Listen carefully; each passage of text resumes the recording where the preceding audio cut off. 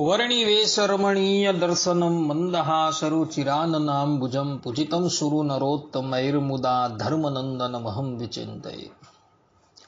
असतो मा षड्गमय तमसो मा ज्योतिर्गमय मृत्युर्मा अमृतं गमय। ओम शांति शांति शांति। अस्मद्गुरु समारंभां नाथ यामुन मध्यमां लक्ष्मी वल्लभ पर्यंतां वंदे गुरु परंपरा। આજની જ્ઞાન સભાની અંદર પધારનારા બધા જ ભગવત ભક્તોને વેદાંતાચાર્ય પુરાણ ઇતિહાસાચાર્ય અમે ફિલોસોફી શાસ્ત્રી રાકેશભાઈના હિતપૂર્વક જય સ્વામિનારાયણ। ભક્તો, આજની આ જ્ઞાન સભાની અંદર આપણે બધા મંથરાએ કૈકેયીની કાન ભંભેરણી કરી શ્રી રામને વનવાસ શા માટે અપાવ્યો એ વિષયની ઉપર થોડી વાત શ્રવણ કરશું। એક રામાયણની અંદર એવી કથા આવે છે કે ભગવાન શ્રી રામ જ્યારે નાના હતા અને પ્રાતઃકાલે એઓ નિત્ય દંત ધાવન કરતા હતા, અર્થાત કે દંત ધાવન કરતા હતા, એ સમયે મંથરા જે છે એ નિત્ય ભગવાન શ્રી રામની પાસેથી પસાર થતી હતી।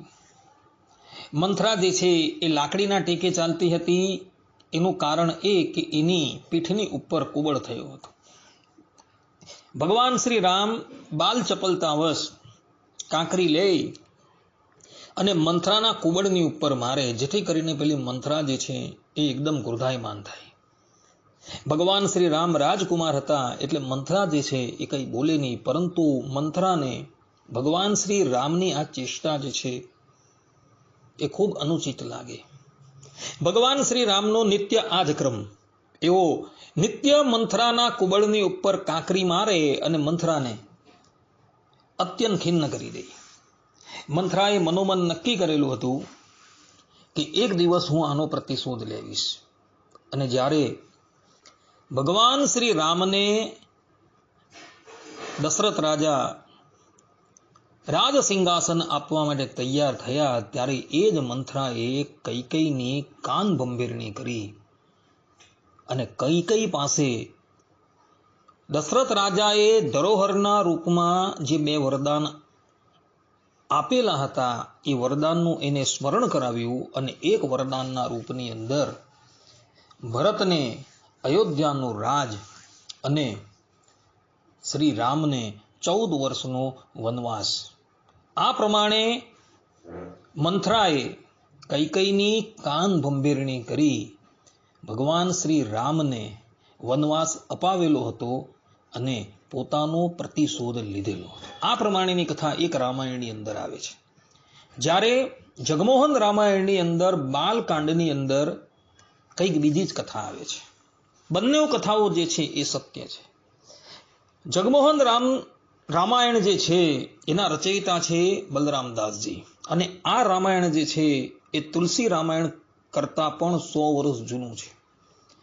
તો એ જગમોહન રામાયણની અંદર બાલકાંડની અંદર બલરામદાસજી જે પ્રમાણેની કથા લખે છે, અર્થાત કે મંથરાએ ભગવાન શ્રી રામને વનવાસ શા માટે અપાવ્યો એ સંબંધમાં બલરામદાસજી જે પ્રમાણેની કથા લખે છે એ કથા હું તમને बैठी वाती समझाऊं છું।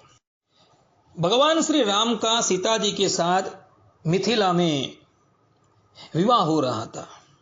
उस विवाह के समय मंथरा नाम की दासी फूल चंदन के युक्त नवीन वस्त्र धारण करके हंसती हुई मुख में पान दबाकर तथा सिर पर फूलों के गुच्छ लगाकर चल रही थी। तीनों कुबड़ों को साथ लेकर चलने पर वह और सुंदर लग रही थी। वह विडम्बना के हंसी मस्करी पूर्ण गीत गाते हुए महल के भीतर जा रही थी। कहीं नाचने लगती और कहीं कूद कूद कर चलती थी, कहीं हंसने लगती और कहीं किसी को गाली देने लगती थी। अनेक प्रकार की भाव भंगिमाओं के साथ मुख को हिला हिलाकर हास्यास्पद गीत गाती तथा बातें करती थी। विवाह के विधान के विषय में उसे पहले से ही ज्ञात था।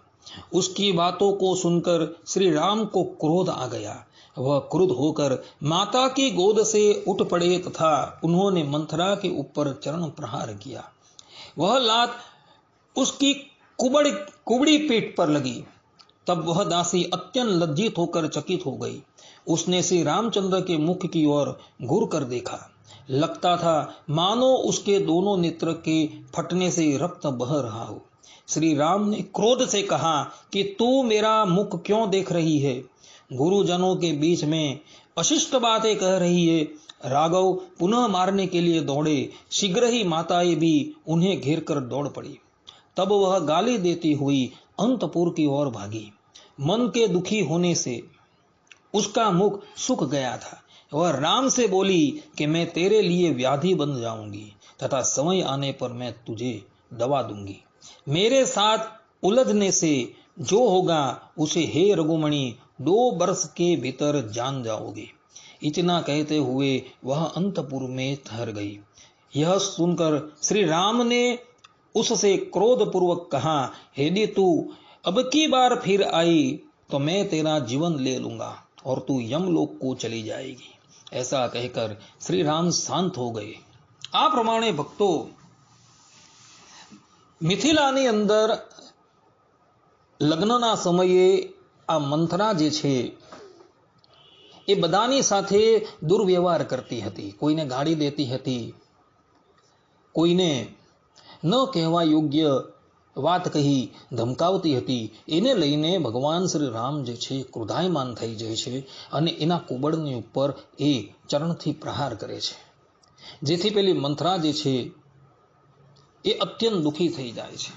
ભગવાન શ્રી રામ જે છે એ મંથરાને ત્યાંથી શીઘ્ર જવા માટે કહે છે, પરંતુ જતા જતા મંથરા જે છે એ ભગવાન શ્રી રામને કહેતી જાય છે કે એક સમય એવો આવશે કે જ્યારે હું મારા અપમાનનો પ્રતિશોધ લેવીશ। અને એ પ્રતિશોધ રૂપે મંથરાએ કૈકેયીની કાન ભંભેરણી કરી અને ભગવાન શ્રી રામને રાજ્યથી વંચિત કરી દીધા અને એને વનવાસ અપાવેલો હતો। આ પ્રમાણે કૃતિવાસ રામાયણની અંદર બાલકાંડની અંદર આવી કથા જોવા મળે છે। બંને કથાઓ જે છે એ સત્ય છે।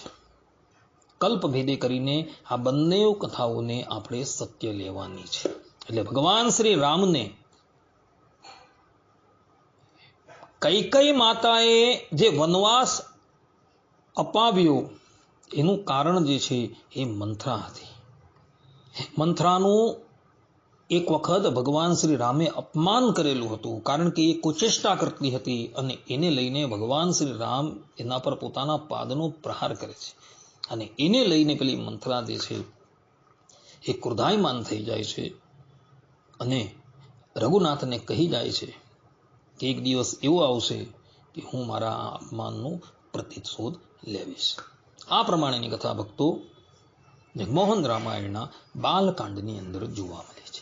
આટલું કહીને હું મારા પ્રવચન અહીં વિરામ આપું છું। સર્વે સંતુ નિરામયઃ, સર્વે સુખીનો ભવંતુ, સર્વે ભદ્રાણિ પશ્યન્તુ, મા કશ્ચિદ દુઃખ ભાગ ભવેત અસ્તુ। જય સ્વામિનારાયણ।